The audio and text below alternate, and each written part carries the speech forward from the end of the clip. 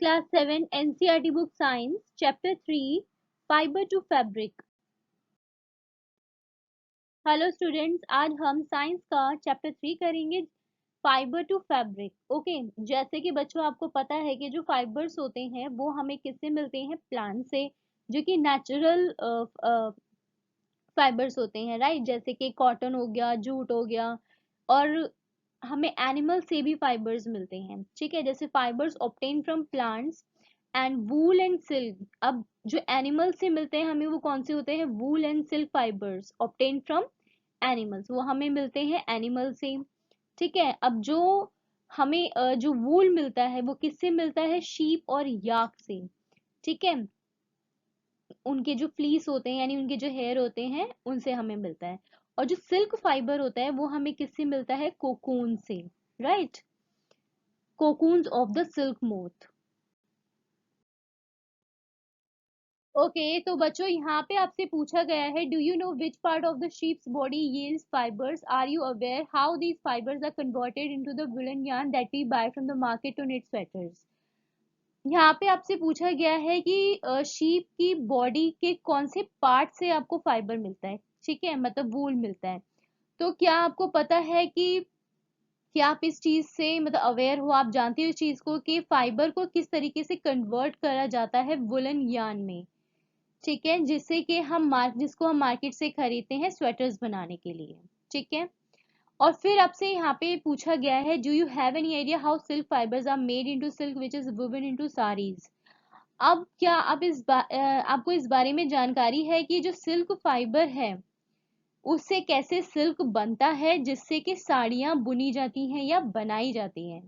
तो वूल और सिल्क जो फैब्रिक है, जो फाइबर है, वो किस तरीके से बनता है, इन्हीं सवालों के जवाब हम इस चैप्टर में आगे जानेंगे, ठीक है।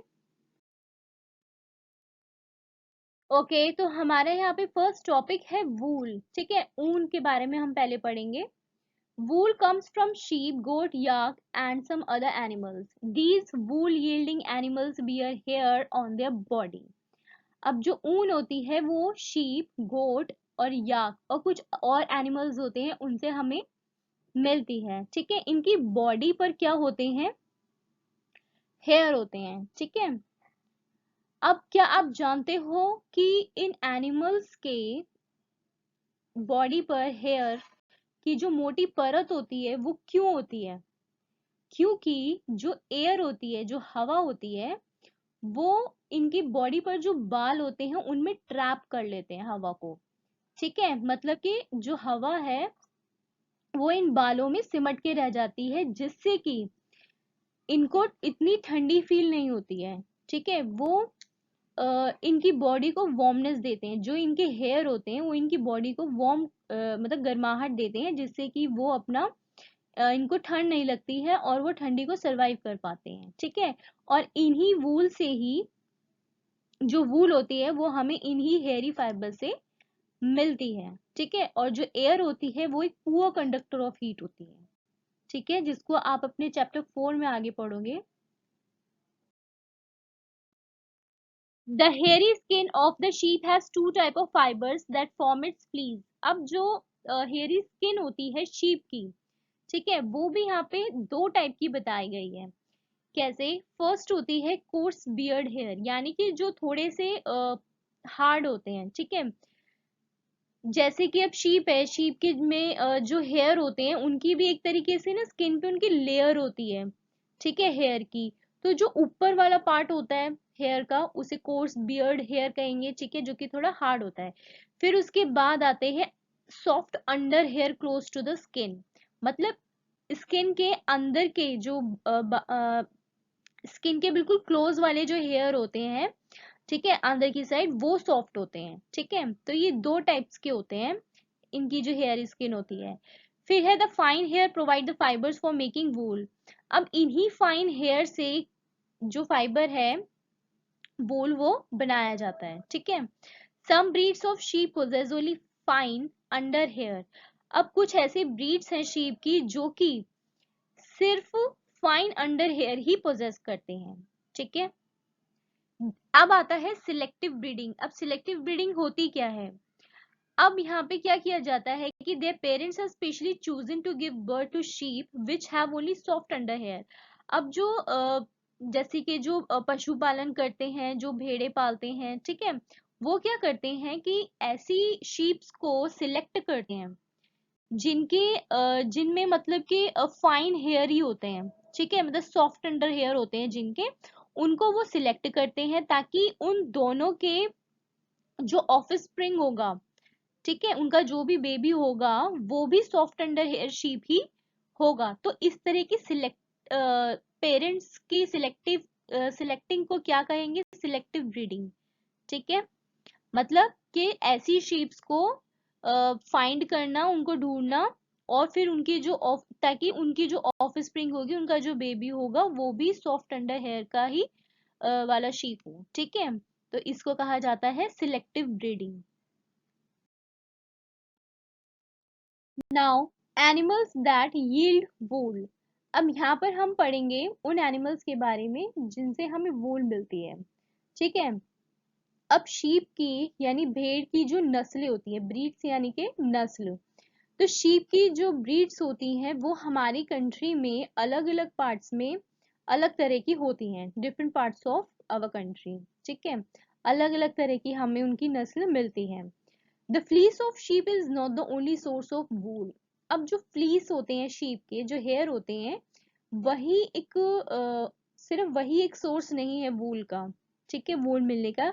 लेकिन फिर भी हमारी मतलब जो मार्केट्स हैं, जो बाजार हैं, उनमें हमें कॉमनली जो अवेलेबल होती हैं वो शीप वूल ही है, ठीक है, जो हमें जनरली आसानी से मिल जाती है। जैसे कि बच्चों याक वूल होती है, ठीक है, याक की जो वूल होती है वो हमें जनरली कहाँ मिलती है, लद्दाख एंड तिब्बत में, ठीक है। उसी तरीके से mohair is obtained from angora goats, जिसे अंगोरा ऊन भी कहते हैं। हमें ये जनरली कहाँ मिलती है, हिली रीजियंस में, जैसे कि जम्मू और कश्मीर में, ठीक है, ये हमें यहाँ पे आसानी से मिलती है, ठीक है। This is angora goat and this is yak. अब जो बच्चों वूल होती है वो हमें गोट से भी मिलती है, ठीक है, यानी कि बकरी से, बकरी के जो बाल होते हैं, ठीक है।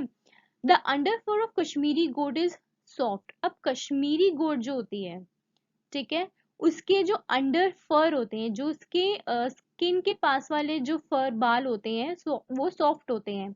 उसी से ही फाइन शॉल्स बनती है कश्मीर में, जो कि बहुत फेमस है, पश्मीना शॉल्स, ठीक है। ये क्या है, कश्मीरी गोट। जैसे कि आपने पश्मीना शॉल्स का नाम सुना होगा, तो ये इसी से बनती हैं, ठीक है, के बालों से। The fur hair on the body of camels is also used as wool. अब जो कैमल्स की बॉडी पर जो हेयर होते हैं उनसे भी हमें वूल मिलती है, उनका भी हम वूल के लिए यूज करते हैं, ठीक है। Llama and alpaca found in South America. अब ये दो एनिमल्स क्या है, लामा और एल्पका, ये भी एक तरीके से कैमल की ही ब्रीड है, ठीक है। ये हमें जनरली कहाँ मिलते हैं, साउथ अमेरिका में।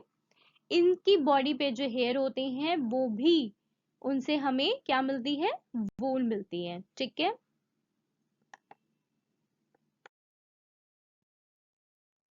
नाउ फ्रॉम फाइबर्स टू वूल। अब फाइबर से वूल कैसे बनाया जाता है, क्या प्रोसेस होता है।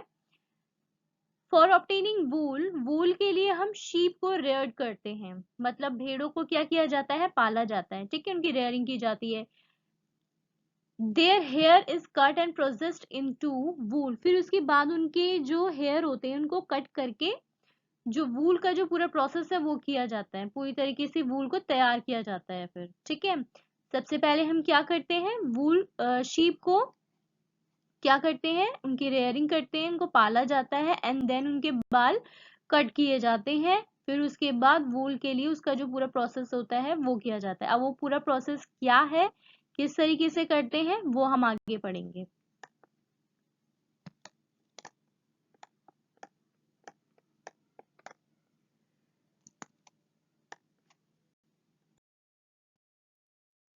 अब आता है rearing and breeding of sheep.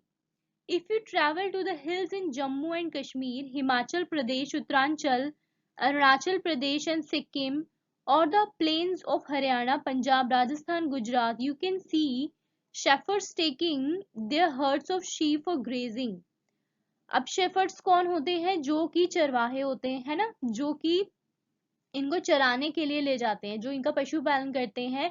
आप कभी इन एरियाज में ट्रैवल करेंगे तो आप देखेंगे कि ये आप मतलब आपको ये जो पशुपालन जो चरवाहे होते हैं वो इनको घास चराने के लिए ले जाते हैं, ठीक है। तो ये आपको इजीली कहीं ना कहीं दिख जाएंगे। Sheep are herbivores. अब जो शीप होती है वो क्या होती है? हर्बीवोरस, ठीक है। एंड ये क्या प्रेफर करती हैं खाना? Grass and leaves. Apart from grazing sheep, rearers also feed them on a mixture of pulses, corn, jowar, oil cakes, material left after taking out oil from seeds and minerals. अब घास चराने के अलावा, ठीक है, जो इनका पशुपालन करते हैं, जो इनको पालते हैं, वो इनको खाने के लिए और क्या देते हैं? जैसे कि एक मिक्सचर होता है चीजों का, जैसे पल्सेस, कॉर्न, ज्वार, ऑयल केक, या फिर जैसे सीड होता है, जो बीज होता है, उसमें से उस तेल को, ऑयल को निकाल करके जो पार्ट लेफ्ट बचता है वो उनको उनका मिक्सचर करके उनको खिलाया जाता है, ठीक है। अब सर्दियों में इन शीप्स को घरों के अंदर रखा जाता है, ठीक है। ऐसे ही सर्दियों में इनको यूं खुला नहीं छोड़ते हैं। उनको खाने के लिए जैसे अनाज हो गया, पत्तियां हो गई, ठीक है, सूखा चारा हो गया, ये सारी चीजें इन्हें खाने के लिए दी जाती हैं। ओके, तो अब आपको यहाँ पे बताया गया है sheep are reared in many parts of our country for wool. अब हमारी कंट्री में हमारी कंट्री के कई पार्ट्स में शीप को क्या करा जाता है? पाला जाता है अलग अलग चीजों के लिए। जैसे कि आपको यहाँ पे ये पूरी टेबल दी गई है, आप इसको लर्न कर सकते हो और इसको याद भी कर सकते हो, इम्पोर्टेंट है। जैसे शीप की एक ब्रीड होती है लोही, ठीक है, उसकी क्या क्वालिटी है, मतलब वो किस टाइप की ऊल देती है? गुड क्वालिटी की वूल देती है, ठीक है। और ये जनरली कहाँ पर फाउंड होती है? राजस्थान और पंजाब में। फिर आता है रामपुर बुशायर, ये देती है हमें क्या? Brown fleece. ये भूरी, मतलब जो ब्राउन होते हैं, इसके जो फ्लीस होते हैं, जो हेयर होते हैं, वो जनरली ब्राउन होते हैं। ये हमें मिलती है उत्तर प्रदेश और हिमाचल प्रदेश में, ठीक है। फिर आती है नाली या नली, जो कि किसके लिए यूज होती है? कारपेट वूल के लिए। कारपेट आपको पता होगा ना, जो नीचे बिछाते हैं हम फर्श पे, ठीक है। ये हमें कहाँ मिलती है? जनरली राजस्थान, हरियाणा और पंजाब में, ठीक है। फिर आता है बाखरवाल, ये किसके लिए होती है? वुलन शॉल्स के लिए यूज की जाती है, ये जम्मू और कश्मीर में मिलती है। फिर आता है मारवाड़ी, इसकी जो वूल होती है वो कोर्स वूल होती है, ठीक है, थोड़ी मतलब मोटी ऊन, ठीक है, मोटी ऊन होती है इसकी, कोर्स यानी कि थोड़ी हार्ड होती है, ठीक है। ये जनरली गुजरात में मिलती है। फिर आती है पाटनवाड़ी, ये होती है फॉर होजरी, होजरी के लिए, जैसे कि सॉक्स हो गई, ग्लव्स हो गए, कैप हो गई, ठीक है, वूल की। तो ये इन चीजों के लिए होती है, ये जनरली हमें मिलती है गुजरात में, ठीक है। तो आप इसे लर्न कर सकते हो। नाउ प्रोसेसिंग फाइबर्स इनटू वूल। अब फाइबर से वूल कैसे बनाया जाता है, उसका पूरा प्रोसेस क्या है, यहाँ पे हमें उनके स्टेप्स दिए गए हैं। जैसे wool which is used for knitting sweater or for weaving shawls is the finished product of a long process which involves the following steps। अब वूल और शॉल्स बनाने के लिए, अब ऐसा तो नहीं है ना बच्चों, जैसे कि हम शीप के ऊपर से बाल का उसके कट कर दें और उसी को मार्केट में सोल्ड कर दें, है ना, ऐसा तो नहीं होता है। उसका भी एक पूरा प्रोसेस होता है, उसका पूरा फाइन प्रोडक्ट बनाया जाता है, जिससे कि हम स्वेटर्स और शॉल्स या और जो भी वुलन क्लोथ्स होते हैं वो बनाते हैं, ठीक है। तो उसके भी स्टेप्स होते हैं। तो जिसका पहला स्टेप है, the fleece of the sheep along with a thin layer of skin is removed from its body. जैसे कि आपको पहले भी बताया इस चैप्टर में कि जो फ्लीस होते हैं शीप के, ठीक है, उनकी थिन लेयर, उनकी जो बिल्कुल पतली स्किन की लेयर होती है, उसके संग उसको रिमूव कर देते हैं, कट कर देते हैं, ठीक है। और इसी प्रोसेस को क्या कहा जाता है? शेयरिंग। ठीक है, मतलब उनके जो बाल होते हैं उनको कट करने की प्रोसेस को कहा जाता है शेयरिंग। ये आपको याद रखना है, ये फर्स्ट स्टेप है। Machines similar to those used by barbers are used to shave off hair. Usually hair are removed during the hot weather. अब इनके बाल कट करने के लिए, इनके जो फ्लीस होते हैं उन्हें कट करने के, जैसे जो बार्बर्स होते हैं, जो नाई होते हैं, है ना, वो क्या करते हैं? रिमूव करते हैं हेयर। उसी मशीन से ही इनकी जो शेविंग होती है वो की जाती है। ठीक है, शीप की। और इनके जो हेयर हैं वो कब रिमूव किए जाते हैं? हॉट वेदर में। ठीक है, गर्मियों में। This enables sheep to survive without their protective coat of hair. The hair provide woolen fibers.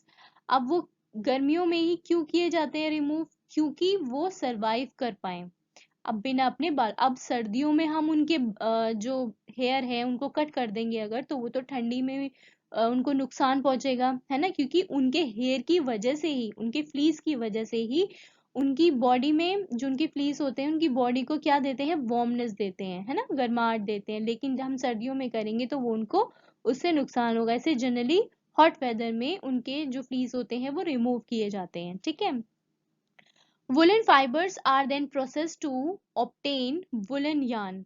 फिर उसके बाद जो वुलन फाइबर होता है उसको प्रोसेस किया जाता है वुलन यार्न में, यानी कि पूरे एक जो ऊनी धागा होता है पूरे उसमें उसको प्रोसेस किया जाता है, वो बनाया जाता है। फिर shearing does not hurt the sheep just as it does not hurt when you get a hair cut or your father shaves his beard.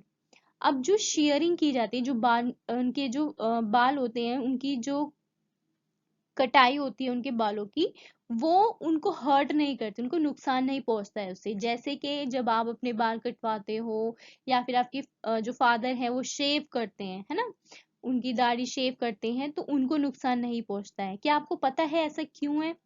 क्योंकि जो अपर मोस्ट लेयर होती है हमारे स्किन की और जो एनिमल्स होते हैं इनकी, वो डेड स्किन होती है, इस वजह से कोई नुकसान ऐसा नहीं होता है। Also the hair of sheep, जो शीप के हेयर होते हैं वो दोबारा से ग्रो हो जाते हैं कटने के बाद, जैसे कि हम ह्यूमंस के हो जाते हैं। ठीक है।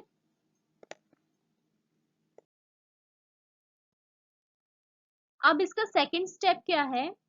शेयरिंग के बाद sheared skin with hair is thoroughly washed in tank to remove grease, dust and dirt. अब क्या होता है कि जो फर्स्ट स्टेप में थिन स्किन के साथ जो बाल निकाल लिए जाते हैं उनको वॉश किया जाता है टैंक्स में, ताकि उनकी जो उसमें ग्रीस, डस्ट और डर्ट लगी हुई है वो रिमूव हो जाए। ठीक है। इस प्रोसेस को कहा जाता है स्कोरिंग। ठीक है, scoring. Nowadays scoring is done by machines, और जो स्कोरिंग है वो आज के टाइम में मशीन्स के द्वारा भी होती है। फिर तीसरा स्टेप है आफ्टर स्कोरिंग सॉर्टिंग की जाती है। ठीक है। अब सॉर्टिंग में क्या होता है कि जो हेयरी स्किन होती है, ठीक है, उनको सेंड कर दिया जाता है कहाँ पे? फैक्ट्री में, वेयर जहां पर जो बाल हैं डिफरेंट टेक्सचर के उनको सेपरेट करा जाता है और सॉर्ट करा जाता है। ठीक है। तो पहला स्टेप क्या था? शेयरिंग। सेकंड स्टेप क्या था? स्कोरिंग। धोया जाता है एंड देन सॉर्ट, उनको अलग करा जाता है, सॉर्टिंग होती है उनकी। अगला स्टेप है the small fluffy fibres called birds. अब जैसे कि बच्चों आपने अपने स्वेटर्स में देखा होगा कि छोटे छोटे कहीं कहीं पे फ्लफी फाइबर्स होते हैं, जैसे आप यहाँ इसमें देख सकते हो, ये जो है ये निकाले गए हैं। ठीक है, इन्हें बर कहा जाता है। क्या कहा जाता है? बर। ठीक है। तो ये इनमें वूल में ये होते हैं। अब फोर्थ स्टेप में इनको क्लीन करा जाता है। ठीक है, इनको निकाला जाता है उन हेयर्स में से। These are the same burr which sometimes appear on your sweaters. The fibers are scoured again and dried. जब इनको निकाल लिया जाता है उन हेयर्स में से, ठीक है, तो इनको दोबारा से स्कोर किया जाता है, यानी कि इनको फिर से धोया जाता है एंड देन सुखाया जाता है। उसके बाद जो हमें मटेरियल मिलता है दोबारा से स्कोरिंग के बाद, तो वो जो वूल होती है वो रेडी होती है पूरी तरीके से। ठीक है, वो पूरी फाइन वूल होती है। फिर उसके बाद फिफ्थ स्टेप आता है fibre can be died in various colours. उसके बाद इन फाइबर्स को क्या किया जाता है, कलर किया जाता है, ठीक है, डिफरेंट कलर्स में। क्यों? क्योंकि अब जैसे कि बच्चों आपको पता होगा कि हमें कई तरह के स्वेटर्स मिलते हैं, है ना, अलग अलग कलर्स के, वो इसी वजह से मिलते हैं क्योंकि उनको डाई किया जाता है, उनको कलर किया जाता है। क्योंकि जो नेचुरल फ्लीज होते हैं शीप के, मतलब कि जो नेचुरल बाल होते हैं शीप के, गोट के, वो जनरली ब्लैक, ब्राउन और वाइट कलर के होते हैं, ठीक है। सो लास्ट स्टेप है इसका, the fibres are straightened, combined and rolled into yarn. अब क्या किया जाता है, जो फाइबर्स होते हैं उनको स्ट्रेट किया जाता है, सीधा किया जाता है, सुलझाया जाता है, एंड देन उनको यार्न में रोल कर देते हैं, ठीक है, उनको रोल कर दिया जाता है कंबाइन करके। The longer fibres are made into wool for sweaters. जो लॉन्गर फाइबर्स होते हैं उनको स्वेटर्स बनाने में यूज करा जाता है, एंड जो शॉर्टर फाइबर्स होते हैं उनको spun and woven into woollen cloth, जो वुलन क्लोथ्स होते हैं उनमें यूज कर लिया जाता है, ठीक है। तो इनके ये पूरे 6 स्टेप्स होते हैं। जैसे पहला क्या पढ़ा था हमने, शेयरिंग, ठीक है। उसके बाद क्या किया जाता है, स्कोरिंग, देन फिर क्या किया जाता है, उन्हें सॉर्ट करते हैं, ठीक है, सॉर्टिंग। देन फिर क्या करते हैं, उसको जो बर्ड्स होते हैं, ठीक है, उनको क्लीन किया जाता है, cleaning of burrs. Then fifth step क्या था कि उनको,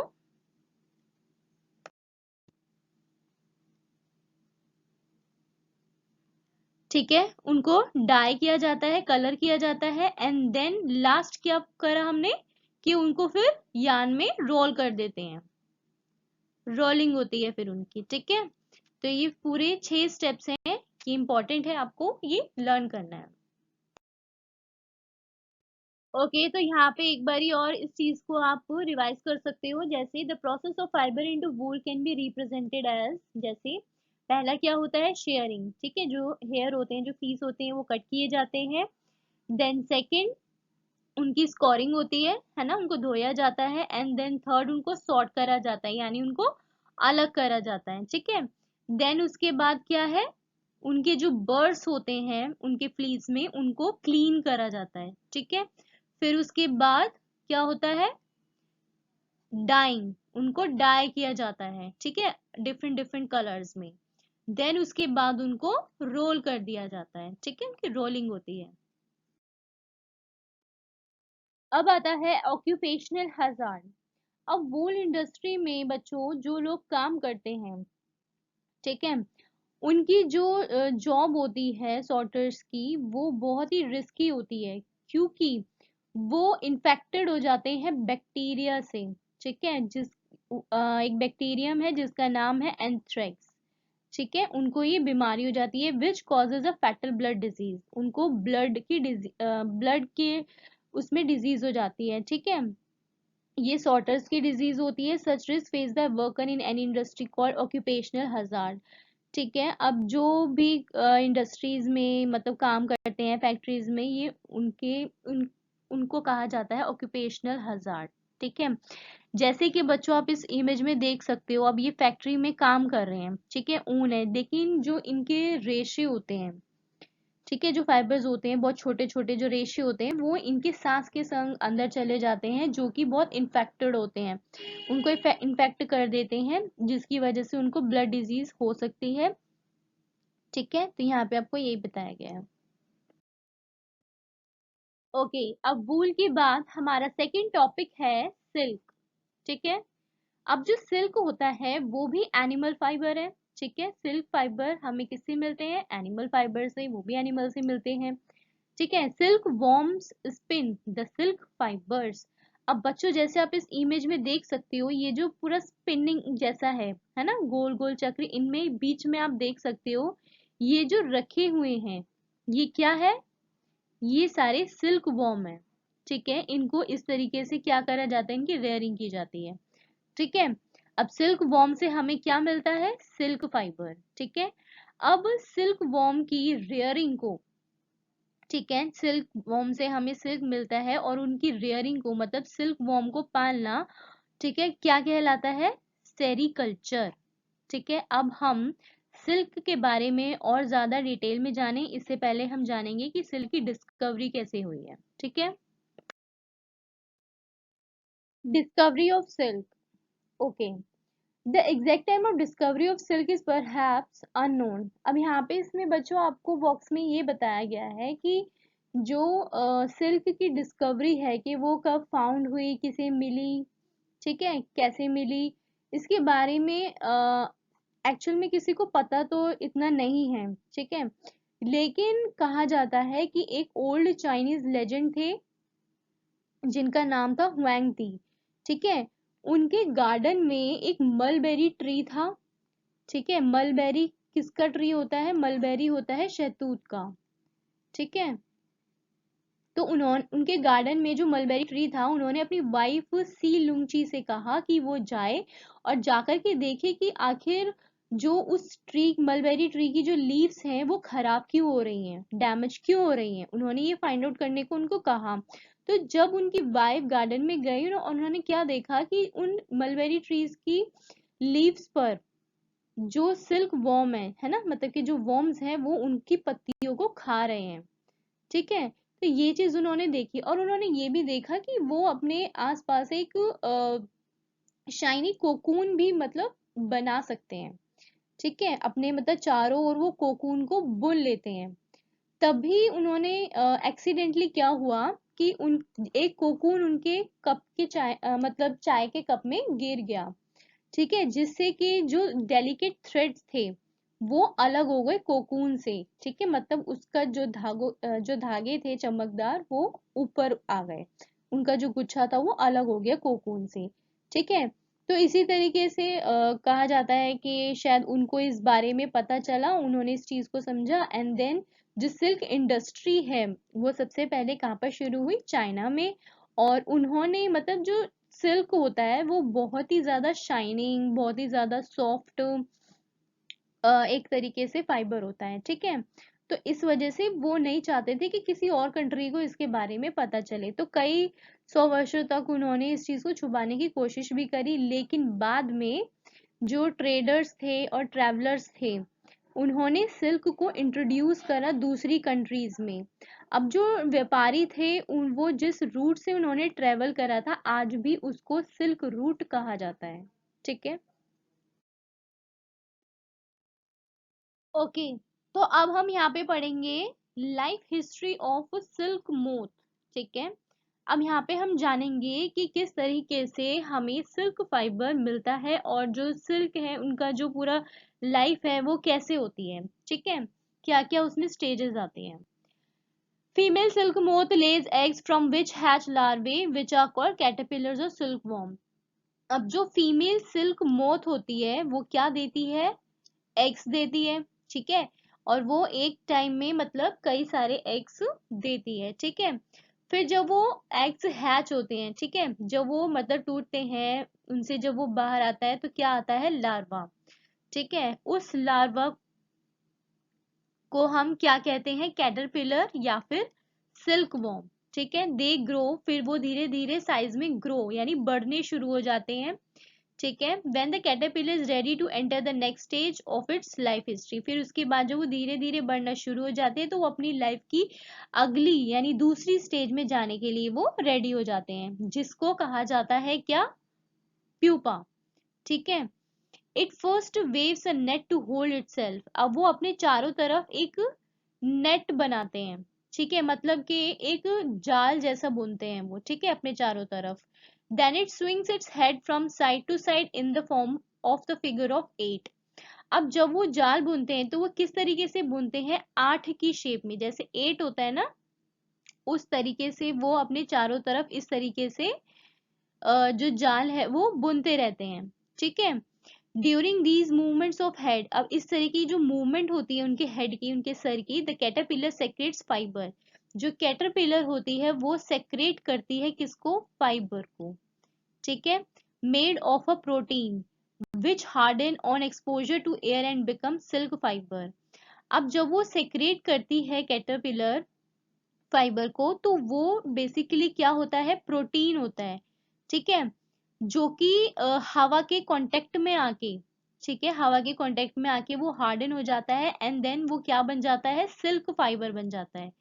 soon the caterpillar completely cover itself, जल्दी ही वो जो कैटरपिलर होती है वो पूरी तरीके से अपने आप को कवर कर लेती है सिल्क फाइबर से, ठीक है, और फिर वो किस में बदल जाती है, प्यूपा में बदल जाता है। This covering is known as cocoon.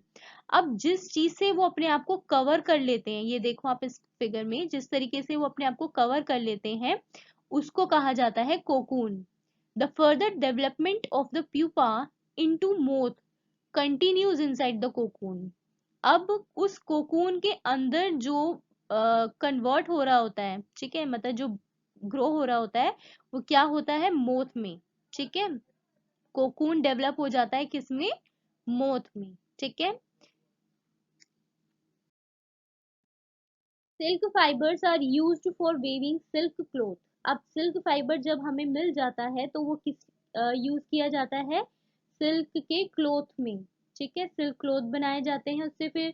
फिर उसके बाद है जो सिल्क यार्न होता है, मतलब जो धागा होता है सिल्क का, वो ऑब्टेन होता है किससे, कोकून से, कोकून ऑफ सिल्क मोथ से, ठीक है। There is a variety of silk moth. अब जो सिल्क मोथ होती है उनकी मतलब एक जैसी नहीं होती है, वो डिफरेंट टाइप की होती है, ठीक है। And the silk yarn they yield is different in texture, और फिर उनसे जो सिल्क यार्न मिलता है हमको वो भी डिफरेंट टेक्सचर्स का होता है, जैसे कुछ कोर्स होते हैं, मतलब कुछ हार्ड होते हैं, कुछ स्मूथ होते हैं, सॉफ्ट होते हैं, कुछ शाइनी होते हैं, ठीक है। अब जैसे कि कितने कितने टाइप के सिल्क होते हैं ये आपको लर्न करना है, जैसे तसर सिल्क, मुगा सिल्क और कोसा सिल्क, ठीक है, और obtained from cocoon spun by different type of moths.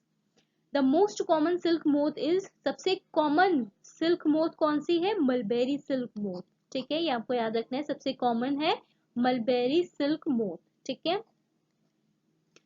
उसके बाद है the silk fibre from the cocoon of this moth is soft. अब जो फाइबर होता है, जो सिल्क फाइबर होता है इस कोकून से हमें जो मिलता है वो बहुत ही ज्यादा सॉफ्ट, लस्ट्रस और इलास्टिक होता है, और उसको हम डाई कर सकते हैं, ठीक है, मतलब और अलग अलग कलर्स में हम उनको डाई कर सकते हैं, ठीक है। सेरीकल्चर और culture of silk worm is a very old occupation in India. India produces plenty of silk on a commercial scale. अब जो सेरीकल्चर है, मतलब कि जो सिल्क वर्म को का जो पशुपालन है वो बहुत ही मतलब पुराना एक ऑक्यूपेशन है जो कि इंडिया में होता आ रहा है बहुत पहले से, ठीक है। नाउ अब आता है फ्रॉम कोकून टू सिल्क। अब कोकून से सिल्क कैसे बनता है, कैसे मिलता है, ठीक है। For obtaining silk moths are reared and their cocoons are collected to get silk threads. अब सिल्क कैसे होता है, कैसे मिलता है, जो मोथ्स होते हैं उनको, जो सिल्क मोथ्स होते हैं उनको क्या किया जाता है, रेयरिंग, है ना, एज यूजुअल यहाँ पर भी उनकी रेयरिंग होती है, उनको पाला जाता है, ठीक है। फिर देन उनको जब वो कोकून में कन्वर्ट हो जाते हैं तो उन कोकून से हमें कलेक्ट होता है सिल्क थ्रेड, ठीक है, मतलब जो सिल्क के जो धागे होते हैं वो हमें उससे मिलते हैं। अब इसमें भी इनका पूरा एक प्रोसेस होता है कि कैसे कैसे स्टेप्स होते हैं जिनसे कि हमें सिल्क फैब्रिक मिलता है, ठीक है। अब यहाँ पे हम देखेंगे रियरिंग सिल्क वॉर्म। अब सबसे पहला स्टेप क्या है, रियरिंग, यानी कि उनकी पशुपालन। अब जो फीमेल सिल्क मोथ होती है वो एक बार में कितने अंडे देती है, एक बार में 100 से ज्यादा, ठीक है, अंडे देती है। Eggs are stored. अब उन अंडों को बहुत केयरफुली, बहुत ध्यान से क्लोथ या फिर पेपर पे उनकी जो स्ट्रिप्स होती है उन पे केयरफुली उनको रखा जाता है, ठीक है, स्टोर किया जाता है, और फिर उनको बेच दिया जाता है, सोल्ड कर दिया जाता है जो फार्मर्स होते हैं, सिल्कवॉर्म फार्मर्स होते हैं, ठीक है। अब वो जो फार्मर्स होते हैं वो उन अंडों को बहुत ही हाइजेनिक कंडीशन में, मतलब बहुत ही ज्यादा अच्छे साफ सफाई से और बिल्कुल एक अच्छे से कंडीशन में, मतलब टेम्परेचर, ह्यूमिडिटी, ये सारी चीजें देख के बहुत अच्छे से उनको रखते हैं, ठीक है। देन वो उन अंडों को क्या करते हैं, वार्म करते हैं बहुत ही सुइटेबल टेम्परेचर में, ठीक है, यानी जिससे कि वो जो अंडे हैं वो हैच हो, ठीक है। उन अंडों में से मतलब जब वो अंडे टूटेंगे, हैच होंगे, तो उनमें से क्या निकलेगा, लार्वा। यानी कि कैटरपिलर या फिर सिल्क वॉर्म निकलेंगे, ठीक है। This is done when mulberry trees bear a fresh crop of leaves. ये कब करते हैं वो, मतलब जो हैच होते हैं, जो एग्स, वो कहाँ पर करते हैं उनको, एक मतलब जो मलबेरी ट्रीज की जो लीव्स होती हैं उन्हीं पर करते हैं, ठीक है। क्यों? क्योंकि द लार्वा कॉल्ड कैटरपिलर्स, अब जो लार्वा है वो किसे कहा जाता है, कैटरपिलर या फिर सिल्कवॉर्म को। अब ये जो सिल्कवॉर्म होती है, जो कैटरपिलर्स होती हैं, ये दिन और रात पूरे टाइम मतलब बहुत ही ज्यादा इंक्रीज एनॉर्मसली साइज में वो क्या करती हैं, जो मलबेरी ट्रीज की जो लीव्स होती हैं उनको वो खाती हैं, ठीक है, जैसे कि आप इस इमेज में देख सकते हो, ठीक है। The larva are kept in clean bamboo trays along with freshly chopped mulberry leaves. अब क्या होता है, जब जो लार्वा होता है उनको कहाँ पे रख दिया जाता है कलेक्ट करके, एक बम्बू की ट्रे में फ्रेश चॉप्ड मलबेरी लीव्स रख दी जाती हैं, ठीक है, उन्हीं पर ही उनको कैप्ट करके लार्वा को, यानी जो कैटरपिलर्स है, उनको रख दिया जाता है। आफ्टर 25 to 30 days, 25-30 दिन के बाद वो कैटरपिलर्स जो हैं वो खाना खाना, मतलब जो भी ईट करती हैं वो खाना बंद कर देती हैं, एंड वो मूव कर जाती हैं tiny chamber of bamboo in the tray to spin cocoons. मतलब कि उसी बम्बू ट्रे में कुछ ऐसे छोटे छोटे चैम्बर्स बना दिए जाते हैं, ठीक है, जिसके अंदर वो चली जाती हैं उन चैम्बर्स में, एंड देन वो स्पिन करना शुरू कर दें, जैसे कि आपको पहले बताया कि वो 8 की शेप में इस तरीके से स्पिन करना वो वहां पर शुरू कर देती हैं। और जो छोटे छोटे रैक्स होते हैं, जैसे स्मॉल रैक्स या फिर ट्विग्स होती हैं, जो टहनियां होती हैं, वहां पर उनको वो दे दी जाती है उन ट्रेज में, to which cocoons get attach, और उनसे वो कोकून्स जो है वो अटैच्ड हो जाते हैं, उनसे चिपक जाते हैं। द कैटरपिलर और silk worm spin the cocoon inside which develop the silk moth. अब जो कैटरपिलर्स या फिर सिल्क वॉर्म होती हैं वो स्पिन करना शुरू कर देती हैं, और ठीक है, कोकून के उसमें, एंड उस कोकून में क्या डेवलप हो रही होती है, सिल्क मोड डेवलप हो रहा होता है, ठीक है। नाउ अब इसका लास्ट स्टेप है प्रोसेसिंग सिल्क। अब सिल्क कैसे प्रोसेस किया जाता है। A pile of cocoon is used for obtaining silk fiber. The cocoon are kept under the sun or boiled or exposed to steam. अब जो कोकून जब बन जाता है वो, तो उसको पानी, गर्म पानी में उबाला जाता है या फिर सूरज की रोशनी में उसको रखा जाता है, ताकि जो कोकून से जो सिल्क फाइबर है वो अलग हो सके, ठीक है। फिर उससे सिल्क फाइबर को सेपरेट किया जाता है। The process of taking out thread, अब जो प्रोसेस होता है कोकून से थ्रेड को अलग करने का, for use as silk, is called reeling the silk. उस प्रोसेस को कहा जाता है रीलिंग द सिल्क।